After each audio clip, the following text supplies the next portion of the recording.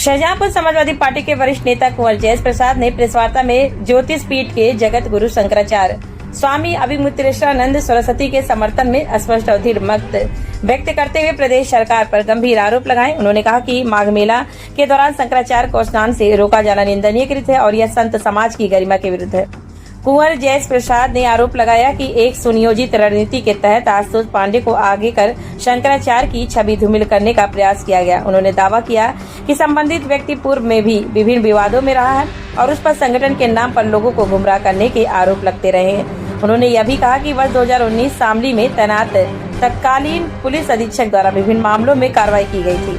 उन्होंने कहा कि स्वयं शंकराचार्य के कथित सीडी को सार्वजनिक करने की मांग की है। जब वे स्वयं पारदर्शिता चाहते हैं तो किसी भी प्रकार की अफवाह या दुष्प्रचार की राजनीति समाप्त होनी चाहिए। यदि कोई आरोप है तो उसे सार्वजनिक कर निष्पक्ष जांच कराई जानी चाहिए ताकि समाज में फैला भ्रम दूर हो सके।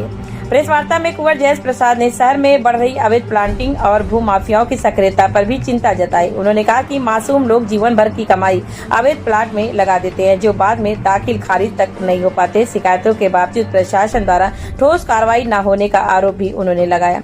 उन्होंने कहा कि गौ रक्षा के नाम पर राजनीति करने वालों को आगे आकर छुट्टा पशुओं की समस्या का समाधान करना चाहिए। साथ ही उन्होंने कहा कि शाहजहांपुर नगर निगम बनने के बाद शहर की समस्याएं कम होने के बजाय बढ़ी हैं। जगह जगह खुदी सड़कों और अधूरे कार्यों से नागरिकों को परेशानी उठानी पड़ रही है। उन्होंने आरोप लगाया कि पिछले वर्षों में जिले में ऐसा कोई बड़ा उद्योग स्थापित नहीं हुआ जिससे युवाओं को रोजगार मिल सके। केवल घोषणाएं और बड़े बड़े दावे किए गए जबकि जमीनी स्तर पर विकास दिखाई नहीं देता। अंत में कुंवर जयेश प्रसाद ने प्रदेशवासियों से संयम बनाए रखने, अफवाहों से दूर रहने और सामाजिक सौहार्द को मजबूत करने की अपील की। उन्होंने कहा कि उनकी पार्टी संत समाज के सम्मान, सामाजिक समरसता और लोकतांत्रिक मूल्यों की रक्षा के लिए सदैव खड़ी है और आगे भी खड़ी रहेगी। उसका ऐसा अनुभव हमारे साथ रहा है कि हम आप लोग को, मीडिया वालों को टीवी पे बता ही नहीं सकते कितना घिनौना आदमी आशुतोष पांडे जिसका नाम है वो व्यक्ति है।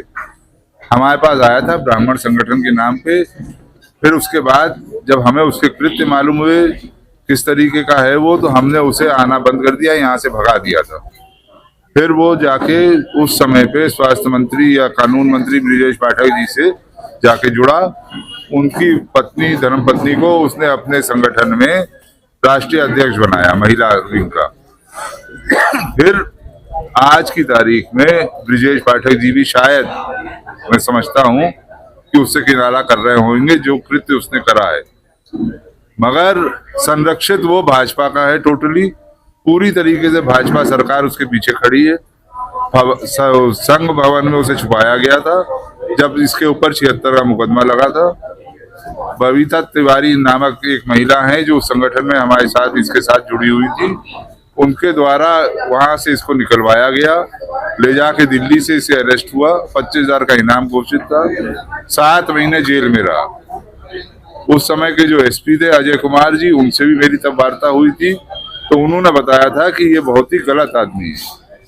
तब गन्ना मंत्री थे सुरेश राणा जी, उनसे भी इसका विवाद चला है। वो भी इसे बहुत अच्छी तरीके से जानते हैं, मगर क्योंकि इस समय पे भाजपा ही सरकार इसे प्रायोजित कर रही है शंकराचार्य जी के खिलाफ, इसलिए कोई भी मुंह खोलने को तैयार नहीं है। क्योंकि बीजेपी की सरकार है, जांच करने वाली एजेंसी भी इनसे की है, क्या मांग करते हैं कि निष्पक्ष जांच हो पाएगी? या पूजनीय शंकराचार्य जी ने जो मांग करी है वही हम सबकी मांग है कि गैर बीजेपी शासित राज्य में, बीजेपी शासित राज्य जहां ना हो वहां से जांच कराई जाए। दूध का दूध पानी होगा। और हमारी मांग सरकार से है कि वो एक वक्तव्य दे कि अगर आशुतोष पांडे गलत है, झूठा आरोप लगा रहा है, तो इसको क्या सजा दी जाएगी। क्योंकि सरकार से द्वारा प्रायोजित आदमी है, इसलिए इसको कौन बचा रहा है, कैसे ये सब कर रहा है। सीडी की मांग पूजनीय शंकराचार्य जी ने करी है, सबको दी जाए, वायरल करी जाए। क्यों नहीं सीडी सामने लाई जा रही है? जांच एजेंसी अभी तक कौन गठित हुई है, कौन जांच कर रहा है? जांच टीम बनी है, नहीं बनी है, अभी तक कुछ नहीं है। सिवाय डराने के और धमकाने के शंकराचार्य जी को और कोई इसका मकसद नहीं है। इतना बड़ा अगर गिरफ्तारी होती है तो किस तरीके से अराजकता का माहौल बन सकता है? कोई अराजकता माहौल नहीं बनेगा। शंकराचार्य जी ने कहा है कि कानून के पालन करने वाले हैं, हम लोग भी हैं। गिरफ्तारी अगर होती है तो हम लोग चाहेंगे कि जल्द से जल्द उनको छोड़ा जाए, न्यायपालिका न्याय करे। किस बेसिस पे उनके ऊपर FIR दर्ज हुई है सबसे बड़ा सवाल उस पर खड़ा होता है।